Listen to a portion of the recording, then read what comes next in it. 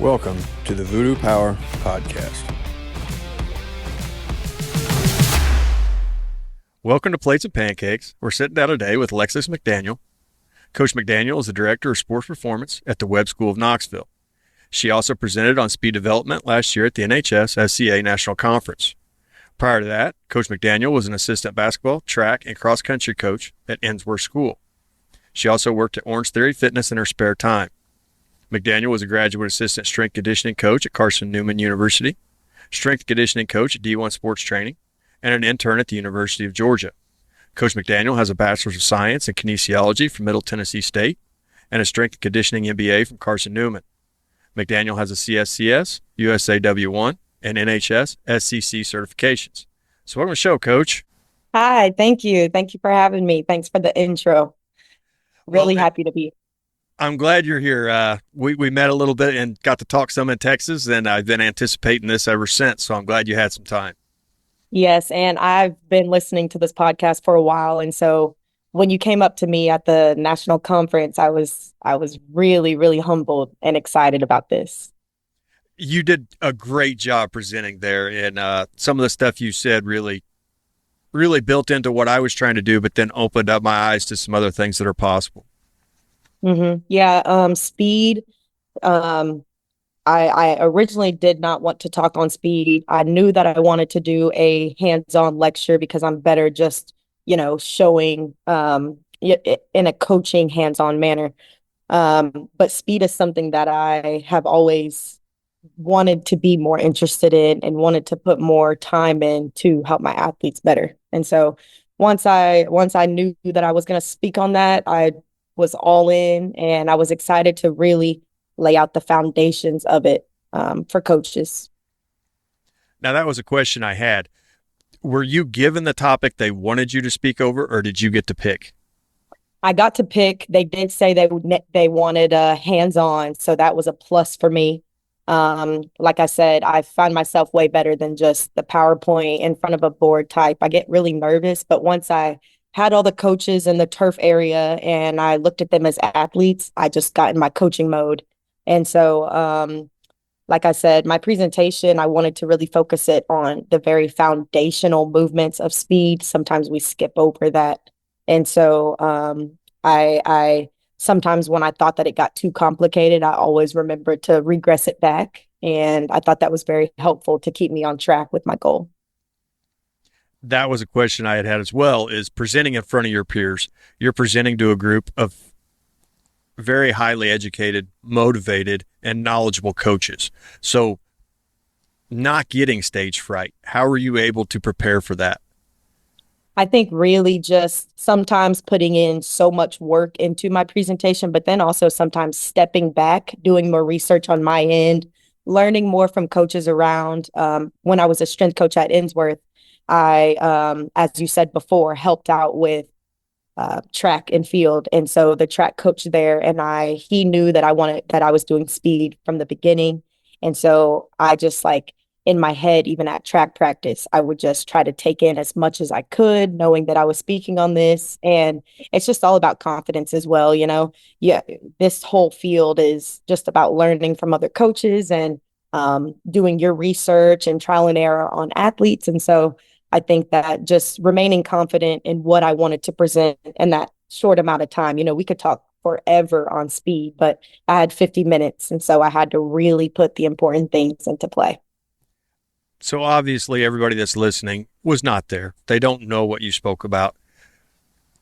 What were the main pillars that you built your presentation around?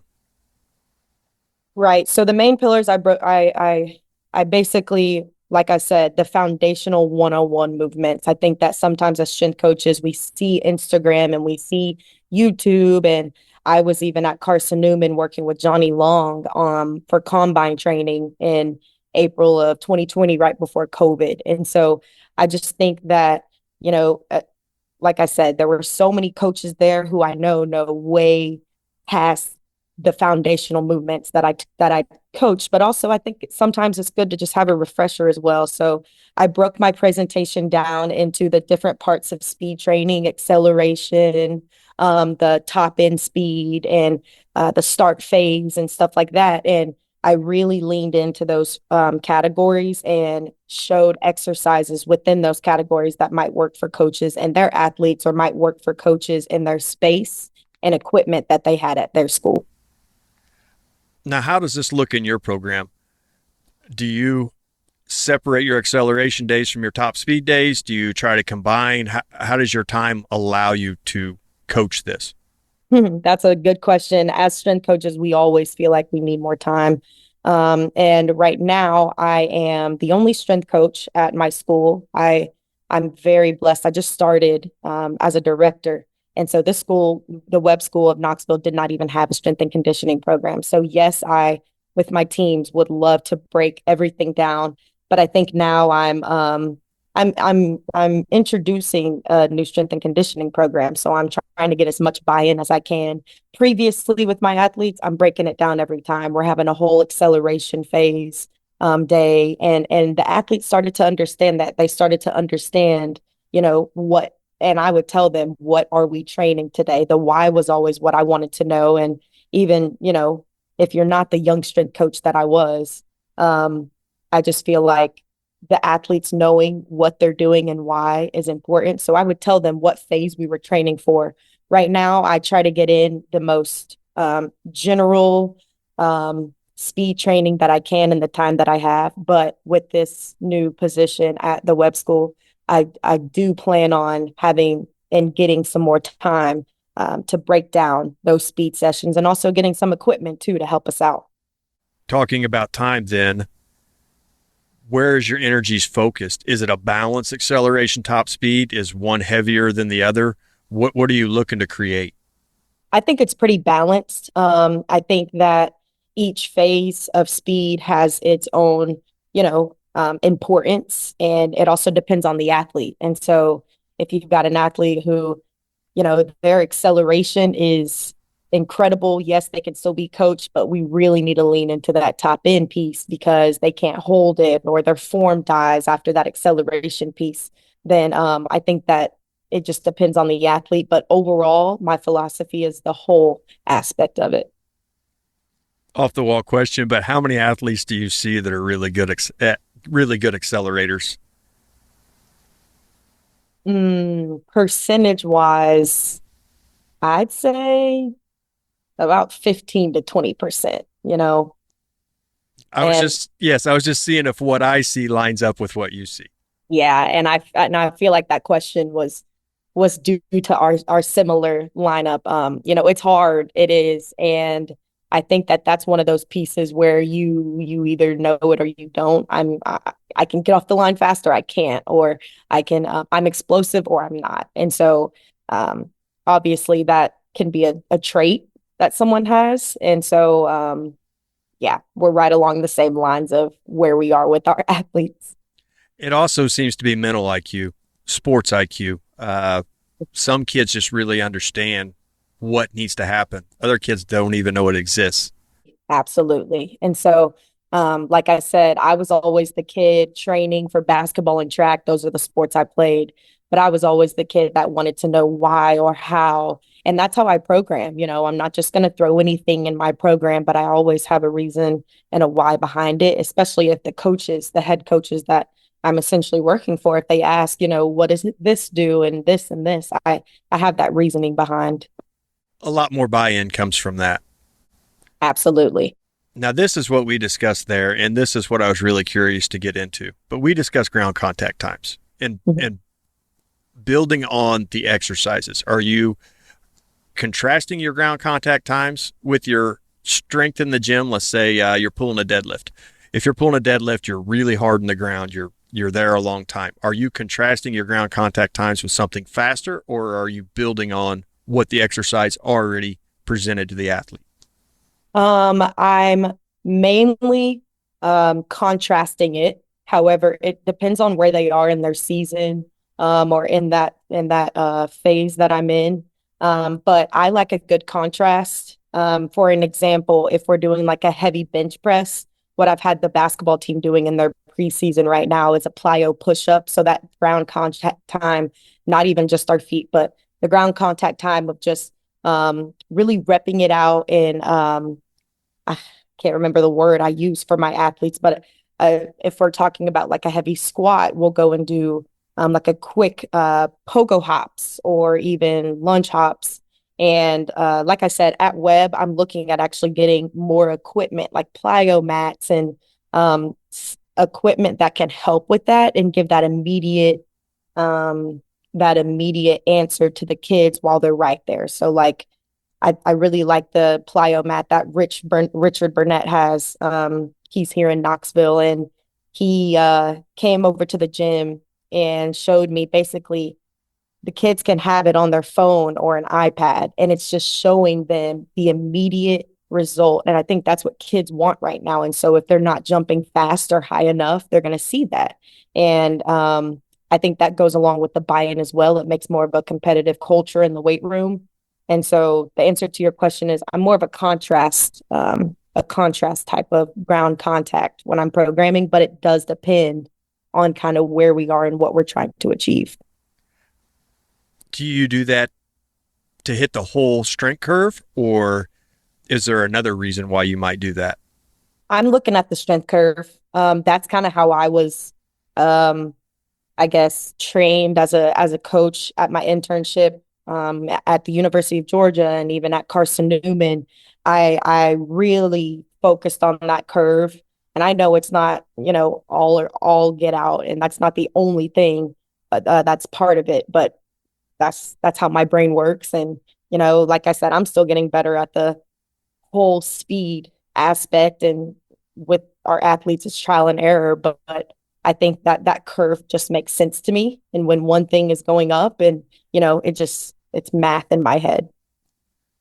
I can say that is exactly how I saw it. And that's what prompted the conversation at the clinic was I think we thought about it the same.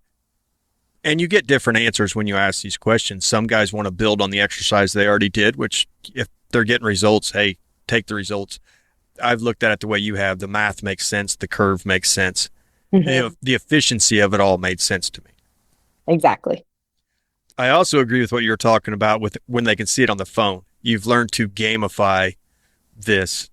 And we've talked about it on the podcast with other guests, but kids live in a gamified world. So if they can see direct results and then turn that into competition either with themselves or across the board, you're going to see better results. Exactly. Something like leaderboards or just sounds. So like if they're not moving the bar fast enough or jumping fast enough or spending too much time on the ground, they're going to hear that, negative sound, not negative, but one sound versus the other. And I think that, like I said, kids nowadays, it's all about that immediate gratification and what is happening right now. And so I think that's really good for the culture of the weight room. And then the coaches see it. And even if the coaches aren't in there, I can print out something, and I'm a numbers girl. So like that curve, numbers don't lie, and it just makes sense to me. And so that's also data that I can present to them as well. Their attention spans are so short that if you can get in there and permeate that, you're going to see a different result. With Amazon delivering something, almost the same day as you order it, the whole world has changed from their expectations. It's wild. Results. Yes, it's wild. And then that attention span, I think that making the transition over to Webb as a director of sports performance this past summer, I didn't really get a lot of work with the middle schoolers. And so having middle schoolers in the weight room has definitely showed me that attention span aspect and how, they see what kids are doing at the high school or they see what's going on online. And I think it's all about just sticking to my coaching philosophy and what I know confidently for them in the weight room and their sport. And you hit it right on with those attention spans. But I think that at Webb they're buying in, and more middle schoolers and their parents are starting to see what I'm wanting them to do and produce. Talking about working with middle schoolers, how do you handle the bounce between a really mature athlete that has goals for after high school, and then you go down to a middle school that doesn't even know what the world provides for him yet? How do you balance that contrast and temper it for your audience? One, it's just all about confidence and patience. And as strength coaches, we're gonna see this a lot. We're gonna see a range of even if everybody is on the same team, you've got all different types of body types and athletes and the way people move.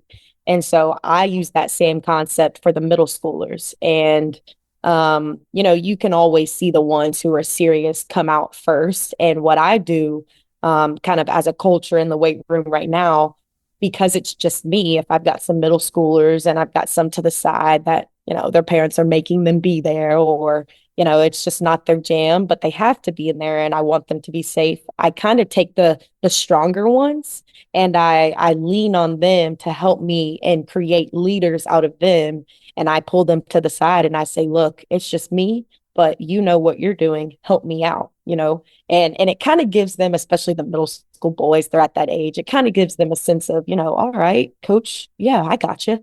And, they're helping and they're making sure, people are safe for me. And I think that that's huge, with creating the buy-in and building rapport. And um, I stick to my principles of, less is more, and this is what your body needs. And like I said, I still explain to middle schoolers what I want to do, mainly to their parents.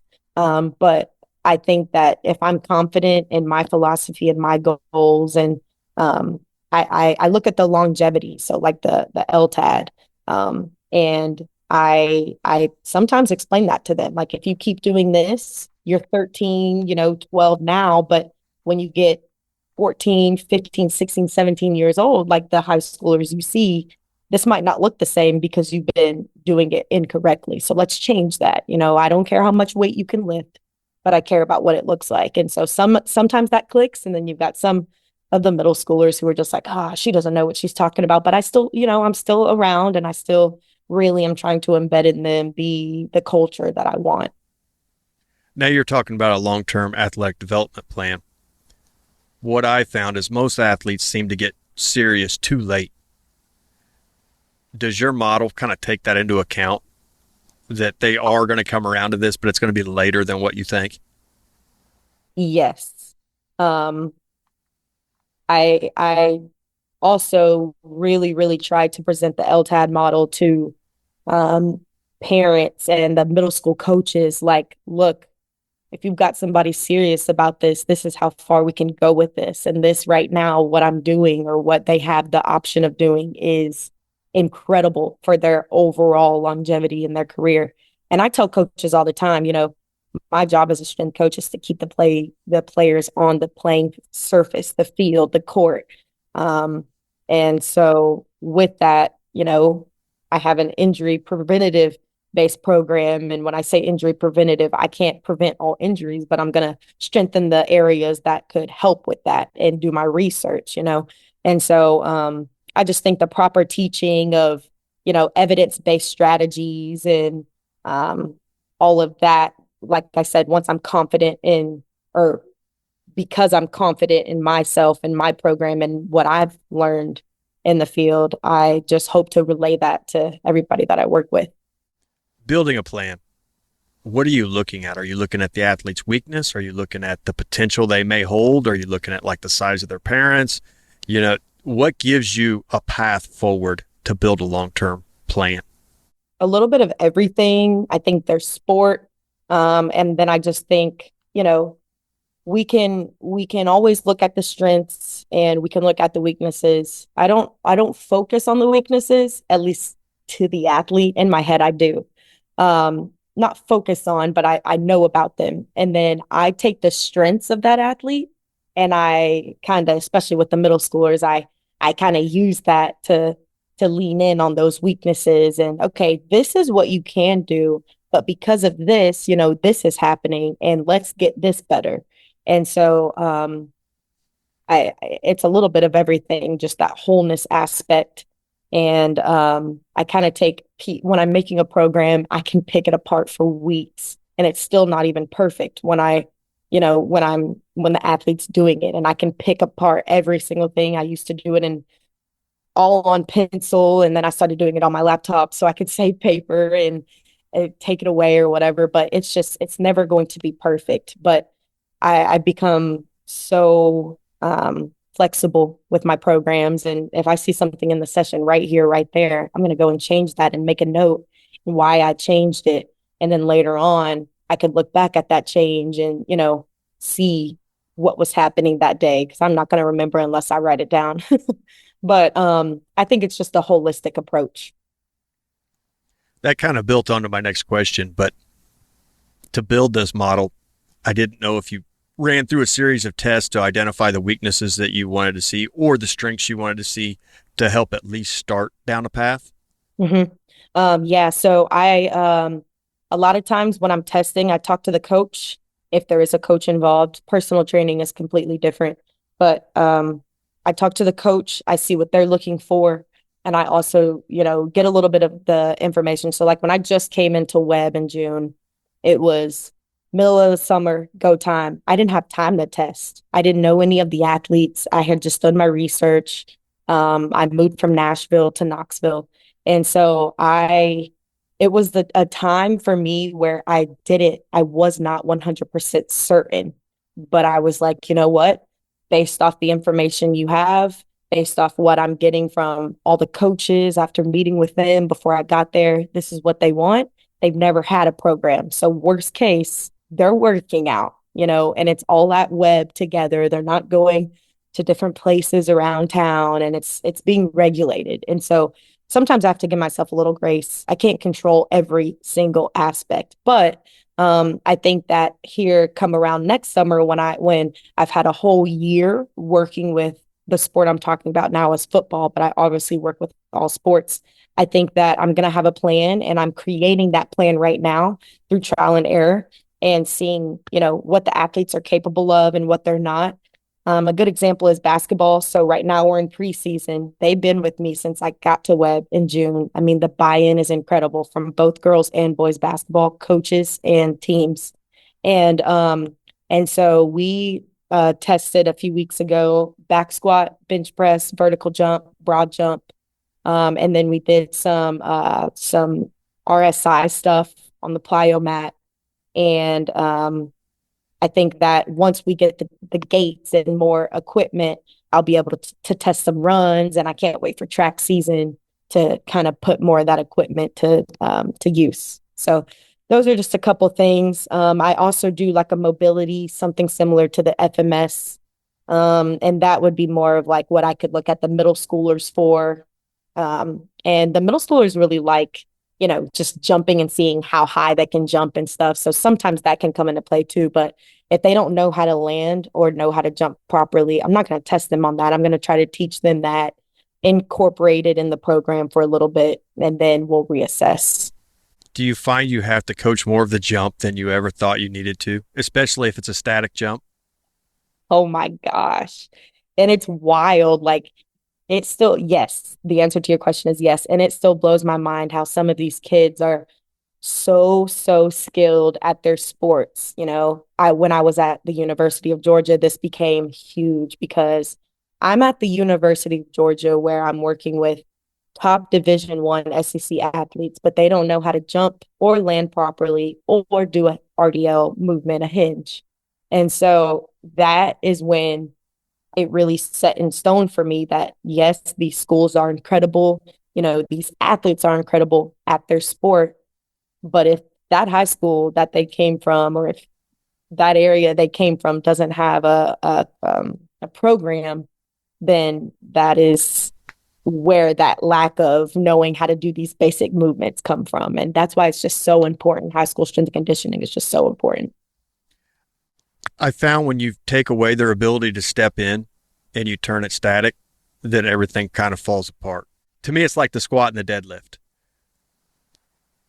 When they get to step in, it's more like the squat, and they seem to understand it. They seem to be able to load it. They seem to be able to do it. When you take that away, it's more like the deadlift, the eccentric phase. There is an eccentric phase, but it's not very big, and they don't know how to load the foot. Am I seeing that kind of how you are, or am I just out? Absolutely, yes. I like the trap bar deadlift. I think that that's easier to teach. I think that the athletes can understand it more to their sport, basketball, football. And so first thing I bought when I got to Webb was 8 trap bars. And for the kids who didn't know how to, hinge or move, we we progressed up to the trap bar deadlift and then trap bar jumps and jump shrugs. And, it's crazy how kids don't even know how to like shrug. You know what I'm saying? And like I had to spend a whole phase of teaching them a clean on just shrugging, and they want to stick their chest out or overextend. And I'm just like, take your shoulders to your ears. Like, I don't know. And then they're like, wait. And like a light bulb goes off in their head and they're like, wow, that's it, coach? Yes. And I want you to do that while you're jumping all together, hips through, triple extension, all of that. And so it is wild at the skill level versus the movement level. And maybe a lot of that's attributed to how early they start playing sports and how late they come into the weight room. So hopefully as high school strength and conditioning coaches, we can, have more of an impact earlier. And I think that's why middle school is so important. And it's such a blessing that I get to work with the middle schoolers at Webb. High school comes first, but I'm still trickling down to those middle schoolers just because I want that buy-in from them early and I want them to understand this aspect that we're discussing. You create a little bit of work ethic early. You create a mental struggle that they have to overcome so that when they do get to the high school level, they're prepared for what high school brings. And also just learning how to be in a weight room. Sometimes I have to teach that and putting your stuff away or just awareness of your area. So like if a kid does have a standing vertical jump, why would you, jump with this bench right next to you when you could make one false step and your ankle is in the, you know what I'm saying? And so just teaching them weight room etiquette and awareness and body awareness. And I think it's huge. When I remember when I started lifting, and obviously in the moment, I'm like, what is this? Or this is cool. But I didn't think about it into the depth that I do now. It's amazing how your perception changes. I spend more time walking around trying to pick up stuff that they don't trip over. And it's oblivious to them. I only imagine what their rooms look like. Even before they even get into the weight room and they're changing and I'm in the foyer of our building, of our athletic building, and I'm seeing their backpacks everywhere and it's a fire safety. And so I'm starting with that. Like when you walk in, yes, you're on time, early is on time, but put your backpack on the stand, don't just put it on the ground. Or we have uniforms at our school. It's a private school. So I'm finding khakis and belts everywhere. And I'm like, this is not your bedroom. You take your clothes off and you put them in your backpack, and then you go and get your backpack after, pick up your trash and stuff like that. So I do think even just creating a atmosphere or getting an atmosphere like feel in the weight room is huge. This is a little bit of an avenue I have not been able to pursue too much. So I'm excited to have you on to start going down this road. But you are an endurance athlete. You do Spartan races. You do all of that. What sent you down that path?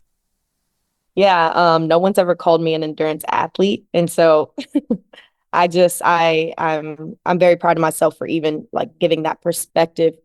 All my life I've liked to run, but I've never trained to run. I've never dove into, the nutrition that goes along with it, or just all of the aspects that come with running. And when I was the assistant strength coach at Ensworth, they needed a cross country team assistant coach for that year.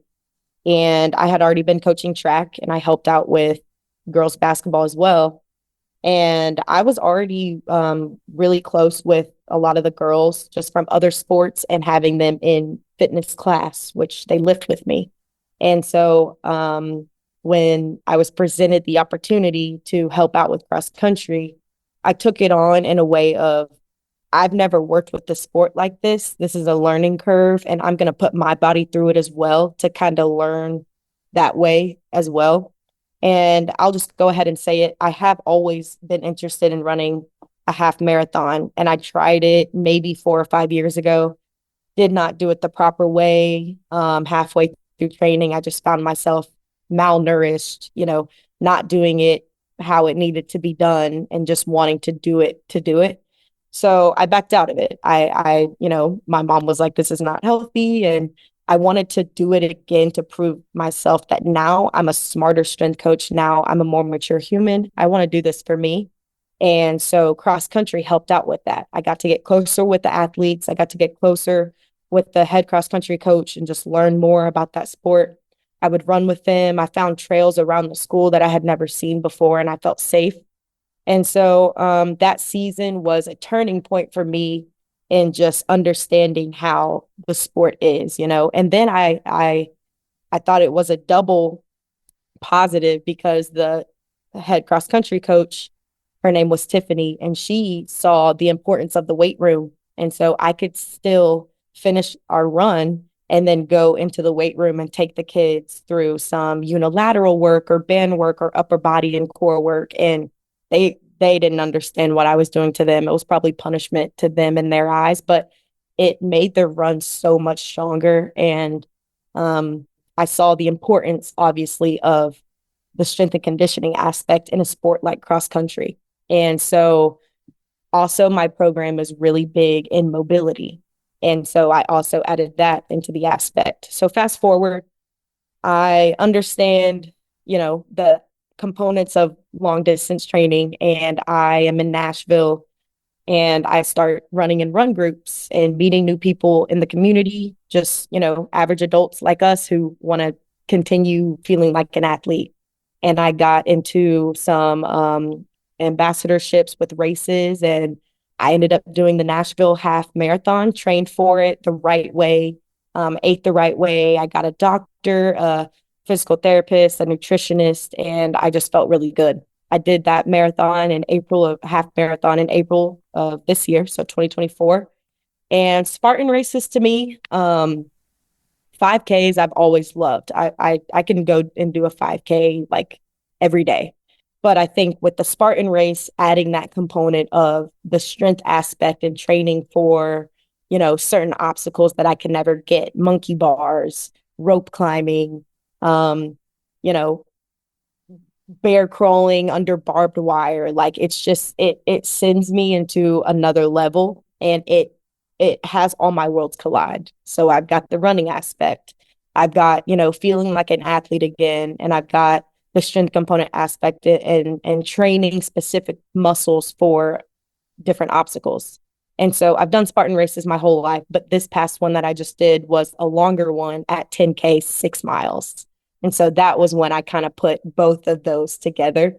And it was tough, but I do tough things, and I want to keep doing tough things. And so that's kind of how I got started with all of this. Do I plan on running a full marathon one day? Still to be determined. But I do love taking my body through uncomfortable different things. Now, you just explained everything that you went and got to prepare you for doing that. A doctor, a physical therapist, a nutritionist, or at least somebody you could bounce ideas off of. How do you take that back to a group of cross-country kids and make that model work without those things? I think at a school like Webb, you have everything you need right there. Use your resources. Listen to your body. You know, what's on the plan for the run that day?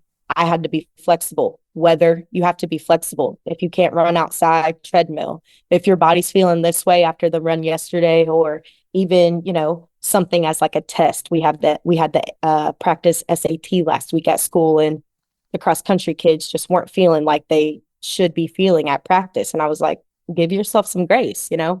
And so I just think being flexible and understanding the resources you have around you. We have two great athletic trainers. We have, you know, a doctor on campus. There's me as a strength coach. The parents are paying, and I want these kids to understand that all of their resources are right there. And then if we need to venture out and get a little more, that's also doable as well. Managing the volume, because the race is what matters.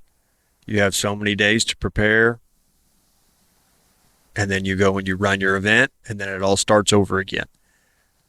How do you program, I guess, your practices? Is it predetermined distance and then slowly builds up, or is it high volume early in the week to nothing right before the race? How does that look? Yeah, so it's definitely for me, and the race routine that I was following with my group in Nashville, my run group in Nashville. It was definitely predetermined runs, and Saturdays were the long runs. And so Saturdays is when you got up, you knew you had nothing to do the rest of the day or just more time. And so Saturdays were always the long runs, but during the week, I would slowly progress the mileage. And then midweek was always like a tempo run. So I'm getting in the speed or running hills. Nashville was very hilly, and I don't recommend a first marathon to anyone in Nashville. But I trained for the hills and I knew they were coming. And so I think that putting your body under that same stimulus that you're going to feel in the race is huge. Obviously, that's what we do as strength coaches. But, you know, in the weight room, I wanted to go in and do my normal lifts and my normal reps and sets counts, but that's not what's going to work for, a half marathon. And so I would go in and train unilateral and do a bunch of lunges and glute med work and core and a lot of ankle mobility because your foot's landing in certain ways. And, if your body's not ready for that, I had some minor injuries that came up. I got dry needling. And so I just, I think that it's important to follow that plan, but also, like I said before, be flexible in that plan. Now, as you're doing all this, do you have endurance days and speed days? Yes. Or that's what I was kind of wondering. So yeah. Do you break that into time or do you break that into distance? Like, do you run a 400 as fast as you can, give yourself so much rest, another 400? How does that look? Yeah. So it actually varied. So like some of it was based on distance and then some of it was based on time. The time was mainly based on my speed days, which fell on Wednesdays and Thursdays. So like that mid to end of the week. So it would be like today you're getting 6 miles in total, but here's how it's going to go. For mile 1, you're at this pace. And like I said, I'm a numbers girl. I had a heart rate monitor. And so and I know the kids in high school, don't track heart rate as much as adults we do. But I think that it would be really cool to kind of see and control your breathing. And so like for that 6 mile speed day, it would be first mile, don't let your heart rate get above 70, 75%. And so I knew what that was and I knew my numbers. And I would even have like a certain app that told me, okay, your heart rate's too high, slow it down. But then miles 2 through 4 is a stop and go based off time. And the stop would be a walk and the go would be you're going at about, 80, 85% at that heart rate, but then make sure it comes down during that walk. And so it was, just like a tempo run up and down interval feel.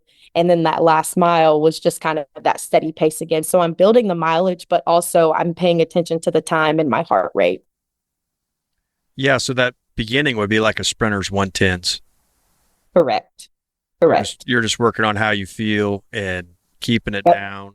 And keeping the same tempo within the speed work of the mileage. Yeah. And then when you get to the end, does the heart rate go out the window and you're just sending it, or do you have a certain range you want to be in? So the first option is what I wanted as the fast athlete who ran track and played basketball. I'm about to be done. Why not just floor it? But a lot of times on my plan, it would say, think about tomorrow, stay within this heart rate range. I want to say it was like 75% of my max heart rate. At the time, my max heart rate was 189. That might be way too high. I think I'm guessing. But I had all of my numbers in April. But yeah, sometimes I wanted to go faster than it felt. And sometimes I felt like I wasn't going fast enough. But when I look at my whole week in the mileage or even the month, it was like, wow, I've racked up a lot of miles. And I think that that's what helped me. And I think with that burst at the end, I remember in the race, I was just hurting mile 11, 12, and 13. But I thought about my training and I trusted that what I was doing in the weight room towards the end of my training, explosiveness, med ball slams and stuff like that. I think that really helped me kind of push through and finish. So trusted my training. That was the next question I had was, do you train for a kick or do you just train to get done? Train for a kick for sure. And I actually do that with my athletes as well. So like I said, when I did have the cross country athletes, or when I do at Webb right now have the cross country athletes in the weight room, I'm doing a lot of explaining. Yes, we're doing mobility, but I'm explaining to them how your foot or running is just single leg bounding, like one at a time. And constantly your body is going to go into, you have a lot of overuse injuries that you could get. And so this is why you're doing this. But what about at the end of that race in the last couple 100 meters where you want to pick off as many people as you can and just find whatever energy you have? And so with that, we do a lot of power and explosive movements, med ball throws, explosive single legs, glute bridges, step ups with like knee drives, everything explosive in that phase. And yesterday at our cross country meet, I actually had an athlete. I mean, she found something in the tank and she crushed it at the end. And her mom actually wanted me to talk to her about where that came from. And her mom understands what she's been doing in the weight room on top of her mileage created that. And she killed it. And so I definitely talked to her. And I think that she's a senior. That light bulb went off in her head and she was very, very proud of herself, as I was too. So do you think the weight room creates the kick? A little bit of both. I think it's the heart, it's the grit, it's what you find within yourself to finish. And then the weight room's going to build that the kick, the strength component to get you there, the drive at the end, that little bit of what word am I looking for? Just anything to get you to finish strong. Now, there's been a discussion going around the gym for a while, and I know what my opinion is, and my opinion really doesn't matter. But the endurance athlete, like the cross country athlete, and the sprinter, do those counteract each other, or is there a positive that both could draw from it? Wow, I actually have not even heard about this topic right now in the weight room. I think that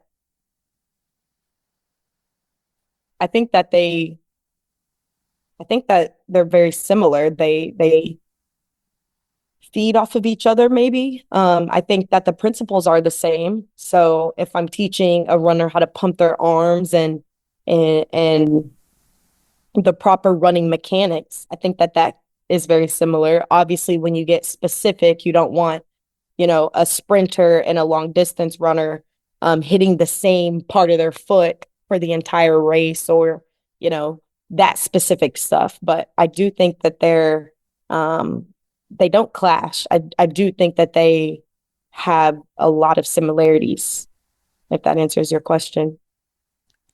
Yeah, I got ideas on it. You have ideas on it.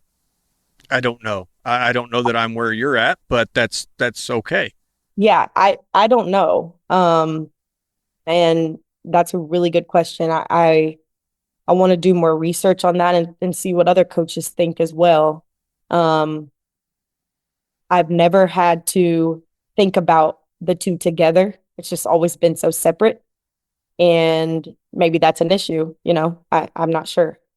Small school living has created it here for me in what I'm looking at, because you're trying to fill these events. As a track coach, would I want my kids going and running cross country? That's, the heart of the question, really. Mm-hmm. And I think that, especially at the school I'm at now and the school I was at, both private, small school settings, it's almost known that if you run cross country, you're going to go and run track, and maybe this coach could pull you here and here. And now when I think about it, I'm like, wait, that's not okay. You know what I'm saying? And so it's definitely something I want to look into more. And I think that, the small school setting definitely has an impact on my opinion, whether that's good or bad. I'm not sure, Exactly. And I figured I would ask you because I would imagine you've done a little bit of both in your life. Mm-hmm. Yes. Maybe more sprinting younger and more endurance now. Exactly. And I know that there's, muscle fibers that we can talk about and all that, and what truly people have. But That's really interesting. I want to do more research on that. So let's talk about that. Yeah, we definitely can. And the one thing that I was thinking about was the way your muscles oxidize Yes. And and how everybody that could affect. Yes. so different. And so when we talk about that and the oxidation, it, it's completely different. And those athletes are on different ends of the spectrum. But I guess also I put, and this is selfish, but I've been talking about how was training, and I think about the both, but I think the both it's lies somewhere in the middle of that spectrum, and it's not on opposite ends. And so it really just depends.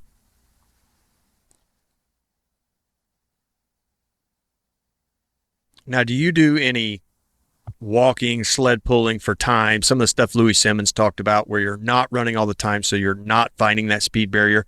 How do you balance that out? Yes. Personally or for my athletes.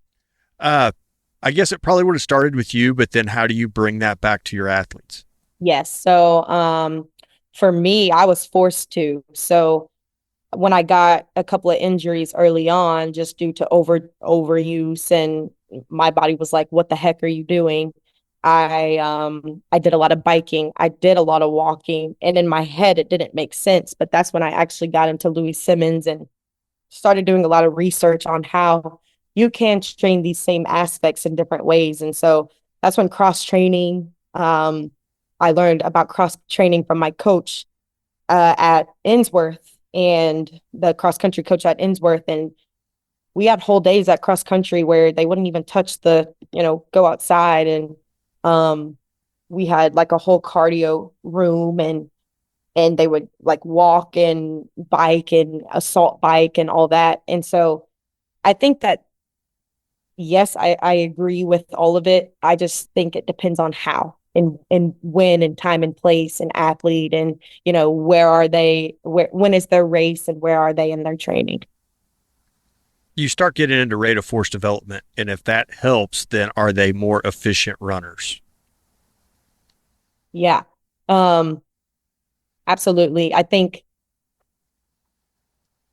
the RFD, it it's I look into it, and it's like that. It's like the curve for me. I don't want something to be too much. I don't want something to be too less. I want it like right there. And that's just the perfectionist in me. I try to get it perfect, but it's never going to be. And so if I can explain that to coaches, and even, like I said, give myself some grace on it, I feel like that it's something that can, it would work out. But it's just it just depends on everything. There's always going to be asymmetries, and then how you attack them. Yes, exactly. And I was going to say there's multiple ways to skin a cat. And so, you know, um, it might not be the right or wrong way, but if it works or you've seen it work, then don't change it. Yeah, you hate to change a winning model. Exactly. Exactly. Now, this one's probably a little bit more touchy, but food in the endurance athlete, especially the female, because they're smaller, they like their Mhm. size, but they have to eat. What does that take for them to understand how much food they need to consume to do the sport they chose? Yeah. So I think for me, it took a lot for me to understand that, even as an adult with a slower metabolism. But I think to the kids, they're starting to drive now. And so the one thing I say is, if you don't put gas in your car, can you go to your friend's house? Can you go to that concert? I try to bring up something specific that they like to do. And then I tell them, you just ran, or you did all of this today. You had PE, then you ran at track practice or cross country practice. And then you're probably going to your, personal trainer, or going to the gym with mom and dad. You just never know all the variables. And so I put it into their perspective and say, you need to have gas to go. And are you fueling your bodies? Or with hydration, it's not just the day of, it's the week of. And I'm really harping on football with that right now. But I think it's just repetition, and really just telling them the importance and the why, like I said before. Um, and then I know it's, like you said, it's touchy. There's so many different things going on, and then females and all of that in the industry. But I think if, you're confidently saying a positive message and lifting them up in a way of you're just trying to be there for them and look at the longevity of their athletic career, then I think it's a good thing to present. It just depends on how you do it. Yes, and I know we've been talking about endurance athletes for a while, and I'll kind of hit on this question and we'll move to some other things. But the one thing I've noticed in endurance athletes is there's going to be hamstring and hip flexor issues. Mhm. If it's probably even done correctly, there's a very good chance that you're going to encounter this, let alone if it's done incorrectly. So mitigating the injuries so that kids can have a successful season and then move on to other sports and they don't have a nagging injury because they decided to run cross country. How does that look? Yeah, so I think you're right when in cross country you're going to see a hip flexor or hamstring. I had both when I started running, and that's what made me learn so much just about, I mean, I already knew how our bodies are connected and one thing could lead to another, but the way you land or the shoes you're wearing or um the shoes you wear all day and then you go to cross country and you put these on, and your feet have been like this all day or just like confined and your toes aren't spread out. I've just learned so much. And so um really taking my cross country athletes through mobility and that the proper landing mechanics and taking their bodies through things that they might not think that they'll have to go through, but they do in a race, and just putting their body through that stimulus, I feel like. So you mentioned specifically hamstring and hip flexor. I would look at the knee, I would look at the ankle, the hips, internal, external rotation of the hip, and then also their core. Are they, you know, are they engaging their core at the right times? How is their breathing? I've looked into a lot of different breathing mechanisms and like RPR stuff. And as I'm still doing more research on it, I find that, if they can breathe properly, it's allowing those muscles to work properly. And so a lot of times when the hip and hamstring are, achy or it's a nagging injury, you've got to open your eyes and look at other things as well. Yeah, when you get into RPR and some of Cal Dietz's stuff with the big toe grabbing and all those things to get the firing patterns correct, if you got a low back kid, Exactly. yeah, the stress is just compounded by however many miles they need to run. And low back issues are huge with high schoolers. I have noticed that, and they all come and they all are very weak there, and slowly through the reverse hyper and good mornings and different things we do, it seems like that all of a sudden one day they just quit talking about it. And Exactly. but Exactly. you have to target that or you'll never get it. Hmm.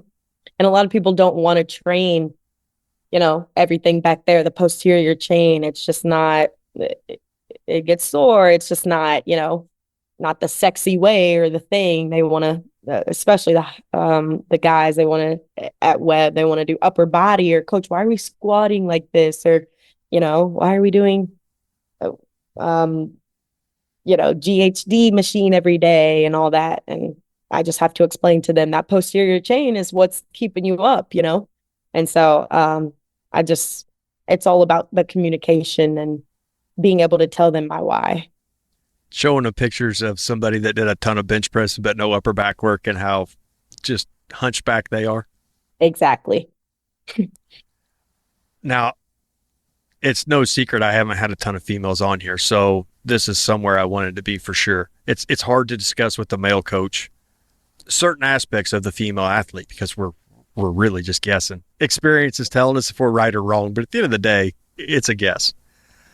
The same demand is expected of the male and the female athletes. Should their training differ or should it be pretty close to the same? I think it should be pretty close to the same. I train athletes. I don't care what sport you play, what gender.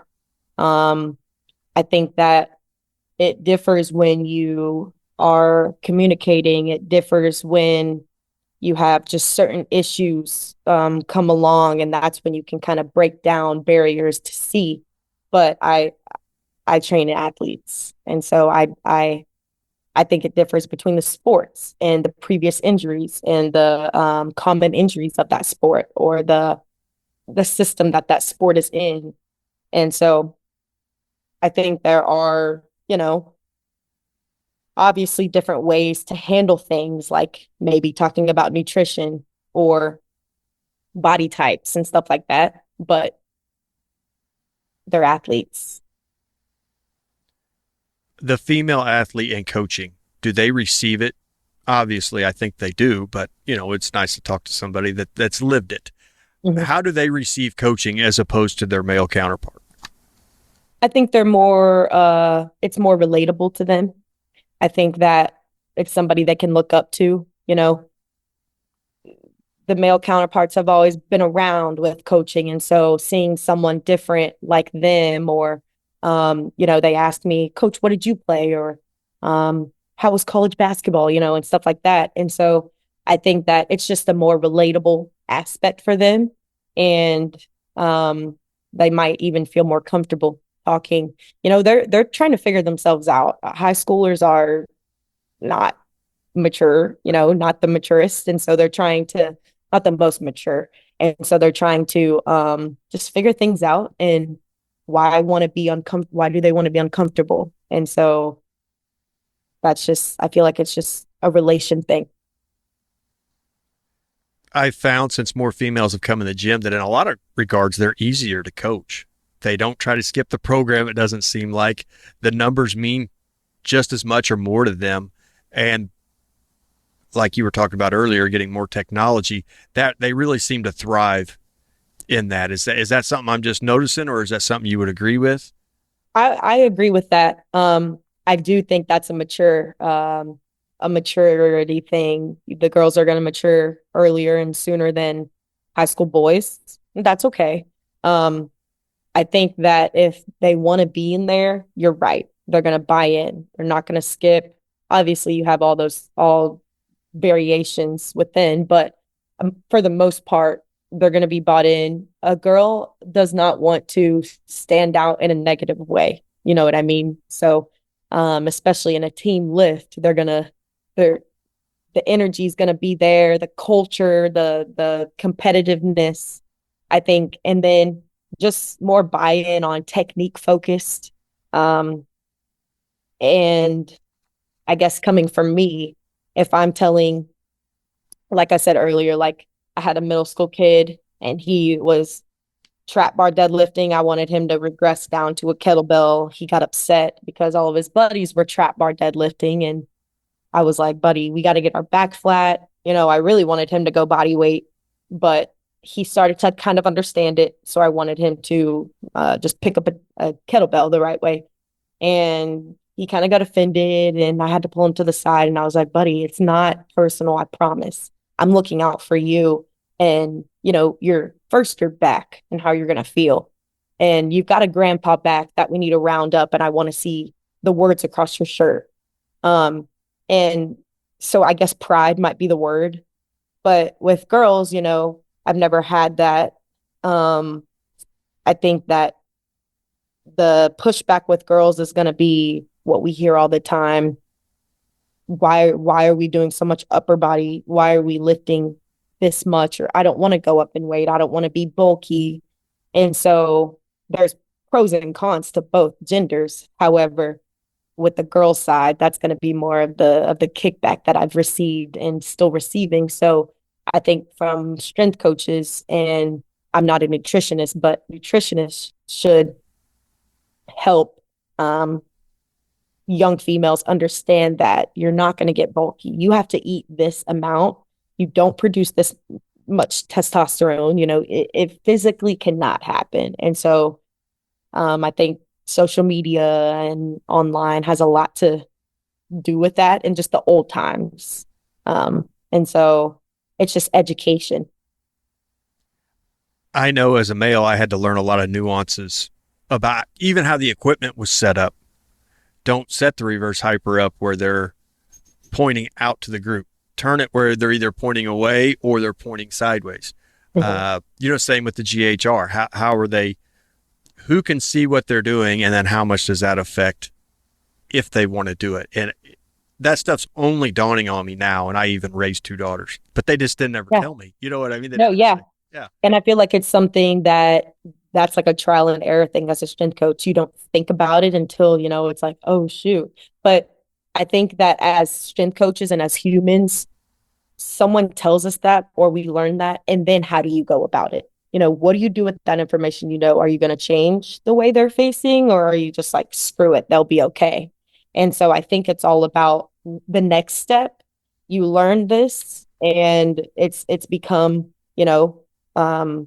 known. And so now what are we going to do? So I had the same issue at Ensworth with the glute bridges, barbell glute bridges, and at Ensworth they had uniforms that they wore for fitness, but they're shorts. And so in a glute bridge, so we had to face the other way. And I explained to girls that, and let's be real, high school girls are sometimes oblivious to any of that. They're just living, they're just having to go lift weights. And so it's the education piece, and then it's how you move after That's what I see, that the athletes pick up on it. They pick up on that, hey, you are trying. You understand that there is some things that they're not comfortable with. What adjustments do you make? And then now you get more buy-in. And that's how you build more of a connection with your athletes, especially you to females, me with males. I understand that stuff. And so it's about being in their corner and being here for them and understanding that you're willing to change or be flexible due to what you now know. My place is private, so it's a lot different in the high school setting. But to get females in here, we did off nights for a while until they grew accustomed to what we expected. And then they did have to feel like there was boys in here that were just crushing the weight and doing all these things. It definitely helped break down some barriers. For sure. That's awesome. And I feel like just allowing them to become more comfortable in their own, because let's be real, they're not comfortable in the weight room probably as comfortable as they should be as high school girls. So you doing that allowed them to have more of a comfortable space. And then they're able to make the decision, oh, do I want to go? Am I good to lift with the guys now? Or, I think for me, once I got comfortable lifting in that off night, I would have been like, okay, I'm ready for, but it might just take a little longer. And so you recognizing that is huge. I hope so. I feel like they show the most growth potential between both sexes. It's just their drive. And like I said, if they want it, they want it. And they don't want to be left behind or have that FOMO of being left behind. So they're going to try. And that's definitely something I've seen between the sexes. Now, I mean, it's no secret that strength and conditioning was driven by football. And there's been a stereotype around it a long time. A lot of male coaches do this. You've picked this as a female. What kind of barriers have you had to overcome? As a female strength coach myself? Yes. Not taken seriously. Not understanding the sport because I've never played it. Not understanding body types because I've never been a male. And dealing with sports that don't matter over sports that do matter more. And so I think that my goal in my new role as a director of sports performance, and I said this on my interview, I write this down. My goal is to make sure that every sport feels like they matter. And I'm the only strength coach at Webb right now. Hopefully in the future, I want to hire a team, but I am busting it to make sure that all these fall sports now are taken care of in season. We're about to move on to winter. And also I'm working out the off-season sports for the spring. And, my bandwidth is, I don't care though. You know what I'm saying? Because I hear so much talk, even just getting to the school about football has this and football has this. And, I'm going to try to make it work. I'm sorry about what happened in the past, but I'm here now, and cross country matters just as much as this sport if you want that. And I think that in being a female strength coach, I've leaned on a lot of other female strength coaches that are more established in the field or even in the pros. You're seeing that now in NFL. And so I've leaned more on them, and I've also become more comfortable in my feminist ways. I'm not hiding the fact that, I'm a female, or I'm going to the weight room, so let me take off I be yourself, be confident. And through the hardships that I've had being a female, all of the good things outweigh that.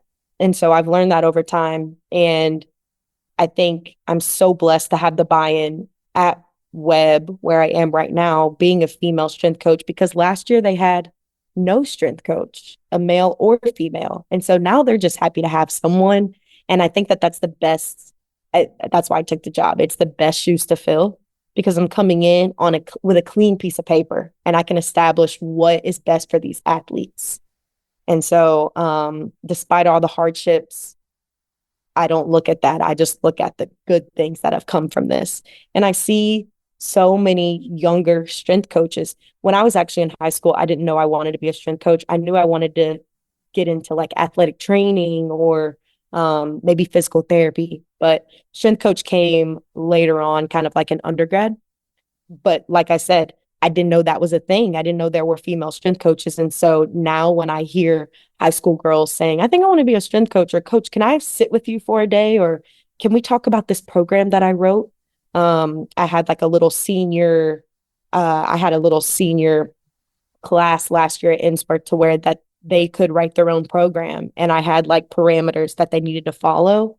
And I thought it was so cool how these kids have learned how to make their own program for themselves, even if they're not playing a college sport, but they could walk into their college weight room and or rec center and, do something for themselves. And that's huge. So You brought it up very early in that conversation, but you talked about understanding the sport. I think as I've gotten older, I've found that maybe some of your best coaches did not play the sport, and it makes them have a global view of what the sport takes. Have you ran into that in personal experience? absolutely. I think even with myself and other sports, like I never really played soccer. I just played when I was like 4 and 5, where your parents are the coach. And then I got into track and basketball, and those are the only two sports I stuck with. But soccer and softball, training them from a strength coach perspective, I fall in love with it, because I've never played it, but I see so many I see it in a different light, in a different perspective. And, I even explain to I find myself being open, like to the soccer girls or the soccer guys, like, I've never played the sport, but I can tell you, I can get you strong enough for it. I see the way you move on the field, and you need to do this and this and this in the weight room to get better at that. Or we need to go do some, speed work or something.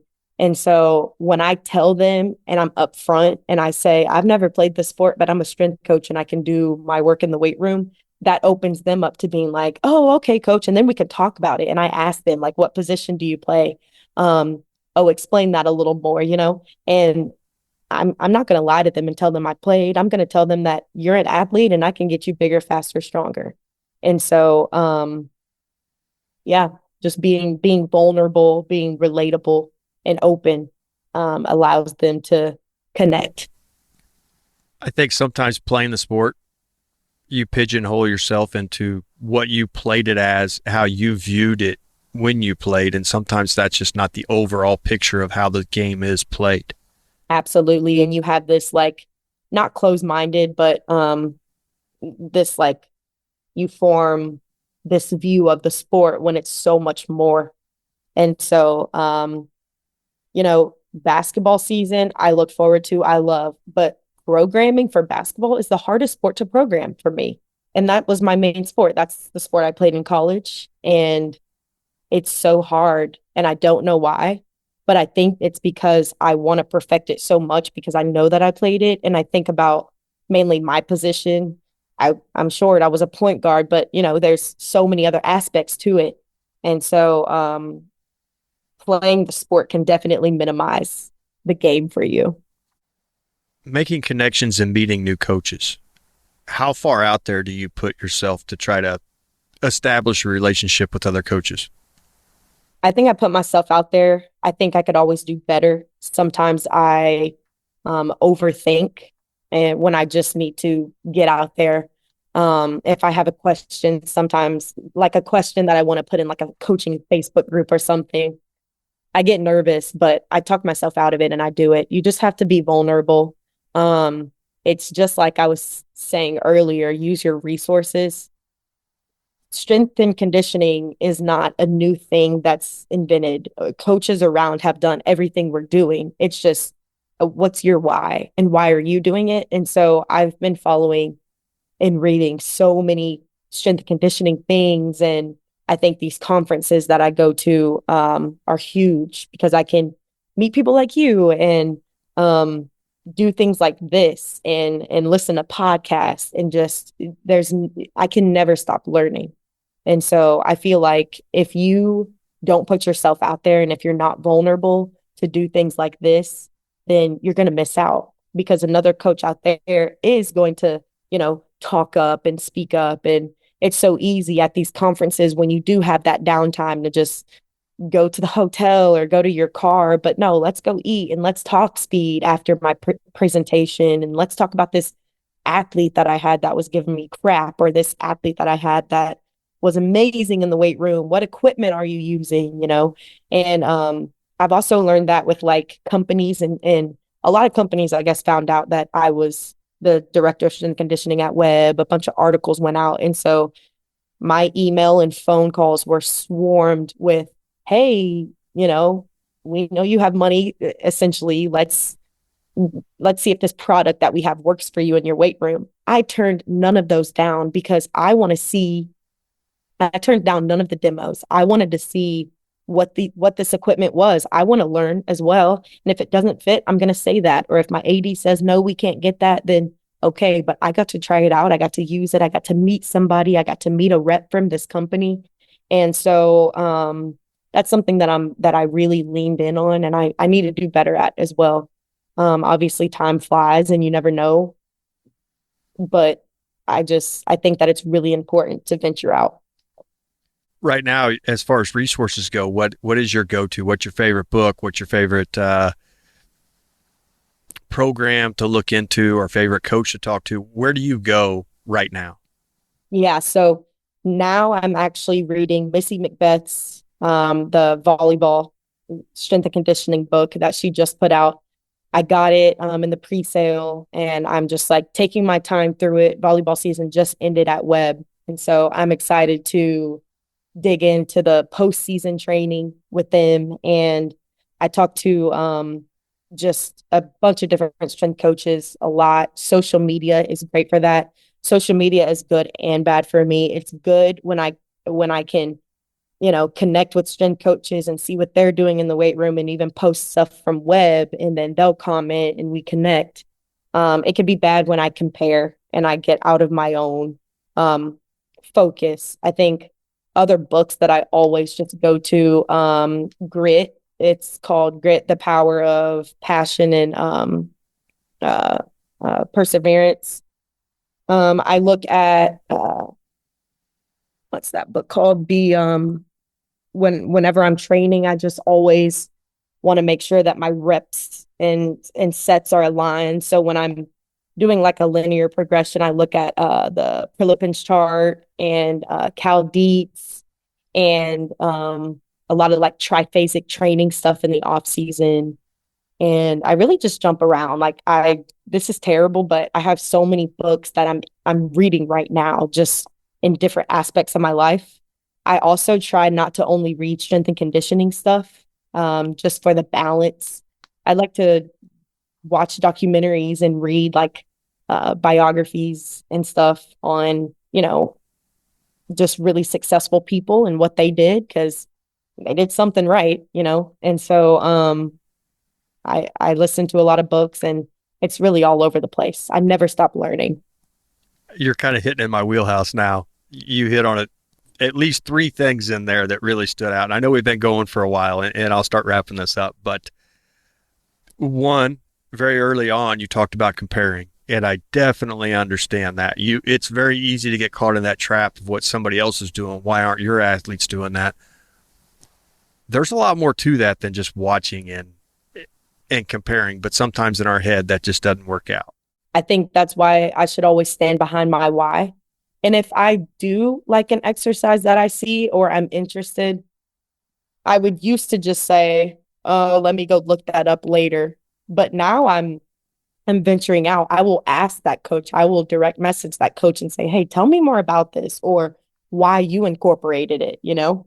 And so I think that's important. And then sometimes they even get a kick out of that. And then we start a conversation or I hop on a phone call or Zoom, and it just goes way beyond that one direct message I sent them. The DM's a very powerful thing. Yes. You're talking about all the books you read, very much down that same path. It'll usually be four's getting to be tough, but three's not out of the question. So do you auto-regulate your reading? How do you manage everything that you're consuming? A lot of times they are very different or within different aspects. So like if I'm reading a book that's for work, like Missy Macbeth's The Volleyball Strength and Conditioning book, if I put work away for the day, I'm not gonna read that. I have to have a balance. And sometimes it's so hard for me to have that balance when I'm going to work out after work and that's still fitness, but this is fitness for me. And so I might read like a mindfulness book for myself.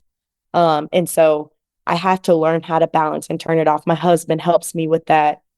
Sometimes if I need no fitness and I've overdone myself working out for the day and I've gotten off work, then it'll be like a crime book, you know what I'm saying? Or a crime podcast. And so it just depends on, you know, the time of the day, what I'm doing, but I have to separate them sometimes. And so when I say I have like 3 to 4 books that I'm currently reading, they're all within a different aspect. It could be work, personal, marriage, you know, and just stuff like that. Religious. Right. I understand that one 100%. I had to start adding in fiction to balance it all. I wasn't a huge fiction guy, but I had to start finding some. Mm-hmm. Just to make it feel different and balance. Yes. Now documentaries, what's your genre? Sports. I know it's not different, but I like I just finished Sue Bird's documentary on Netflix. I watched the Starting Five documentary about certain NBA legends. I like the NFL documentary, Hard Knocks, each season and following a team. I like sports documentaries, but then I also like, you know, real life things that have happened that are like wild, like, you know, crime and stuff like that. I just have to be in a mood for it. I understand. I have quite a few I like, and you just never know what one I'm going to pull up. Now, I'll end with this question. You've been super generous with your time, and I don't want to take advantage of that, but this is kind of what everything is built to. But being willing to take on the scary and anxiety-filled opportunities that you have and that you're working on pursuing in the future. How do you mitigate the anxiety and go ahead and push forward? Yeah, it's hard. Anxiety is something that I've dealt with for a couple of years. I got diagnosed actually with anxiety right after I graduated undergrad. And I was in that time before grad school where I was like, whoa, like this is real life. I'm in my internship at the University of Georgia, but is this it? Like what's after? You know, an internship, you're not making any money. It's all about in the strength conditioning world. And it's all about just getting those hours and learning. But I was scared, like, what if this isn't enough? And so that's kind of where it all began. I think I deal with my anxiety by dealing with things right then and there and not piling them up or forgetting about them because you never truly do. They're always in your brain.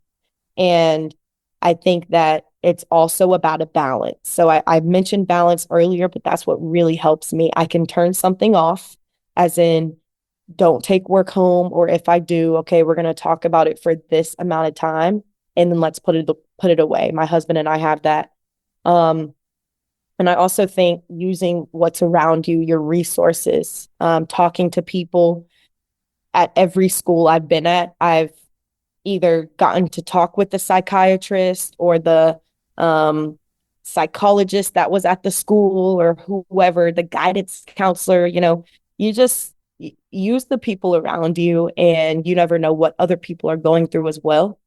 And I can mask it, but I've decided not to, and I don't want to always just put everything and store it away.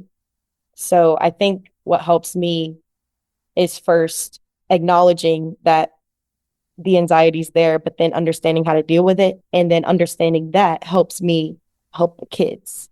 And, they might be freaking out about getting a 95 on their test and it wasn't 100, or they might be freaking out about playing time or an injury. And whatever that is, I make sure to tell them, your issue is your issue. I'm never going to minimize it, but also understand that, it could be worse, and look at what you have, and let's focus on the positivity. So just being optimistic, but also realistic as well. It plays a huge part in how I deal with it. Well, I think that was kind of summed up the whole interview. We talked about that theme quite a bit and everything you've done. So I really appreciate you taking time on a Sunday evening. You could have hung out with your husband. You could have done anything else but this. So for you to do this means a lot to me. Thank you. No, it means a lot to me as well. It's very humbling. I love that I can communicate my strength and conditioning and just everything about me in this field onto this podcast. And I appreciate you for asking me, and you being the first person to come up to me after my presentation meant a lot. It really did. Well, I thought you did an excellent job, and the way you laid out the information was great. It set a platform to be able to ask great questions. So I thoroughly enjoyed it, and the time you took to build it, set it up, and present it was really impressive to me. Thank you. Thank you so much. Especially that same weekend, Tony Villani's there. And, I can only imagine you've got to do a speed presentation, and Tony After he Villani spent 8 hours on it. I know. And no one knows this, but we had like that pre-coach call the Monday before the national conference. And I actually just said it on the call. I was like, well, I didn't know the pre-conference was going to be Tony Villani and he's speaking on speed. And I was honestly kind of inside freaking out. But towards the camera, I was like, following up on a super experienced coach on speed, like, this is just really going to be hard, but hope you guys enjoy my presentation. He found my number and texted me and was like, hey, let's Zoom this week to make sure that our presentations are not too similar and we're talking about different aspects of speed.